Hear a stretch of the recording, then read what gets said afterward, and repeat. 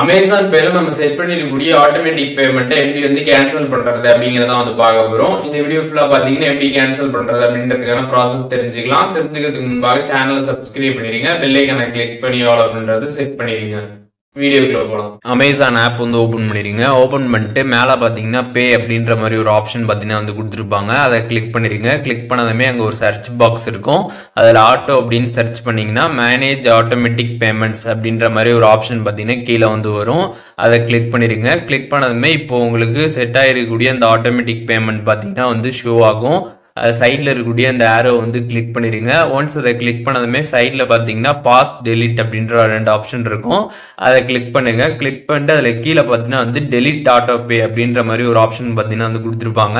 அதை கிளிக் பண்ணுங்க. கிளிக் பண்ணிட்டு அதில் எஸ் கேட்பாங்க. எஸ் கொடுத்ததுக்கப்புறம் பார்த்தீங்கன்னா உங்களோட யூபிஐ பின் நம்பர் வந்து கேட்டிருப்பாங்க. அந்த பின் நம்பரை நீங்கள் வந்து என்ட்ரு பண்ணணும்.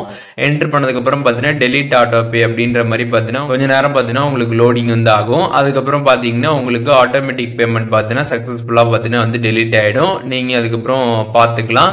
உங்களுக்கு எஸ்எம்எஸ்லையும் பார்த்தீங்கன்னா வந்து ஆட்டோமேட்டிக் பேமெண்ட் வந்து டெலிட் ஆயிடுச்சு அப்படின்ற மாதிரி எஸ்எம்எஸும் வந்து வரும். அதன் மூலியமாகவும் நீங்கள் வந்து தெரிஞ்சுக்க முடியும் ஆட்டோமேட்டிக் பேமெண்ட் வந்து டெலிட் ஆயிடுச்சு அப்படின்றது.